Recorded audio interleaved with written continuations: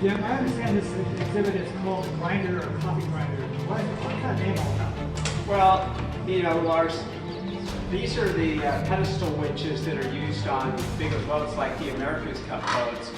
And somebody figured that is sort of like a coffee grinder, so they gave them that name, called it the grinder or the coffee grinder. And this particular exhibit is designed to simulate the amount of work that might be required for somebody grinding on a boat. We've got a very small sort of replica mainsail on it, but there's a mechanism inside that creates resistance that is far greater than the weight of the sail. It's also connected to an automatic timer that lets us time and gives us a chance for people to compete and see who's the strongest. Can you show us how it works? Well, I'll do my best. All right.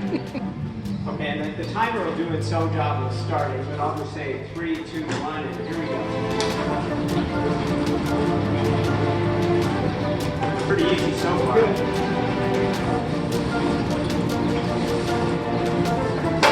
Harder. Getting there.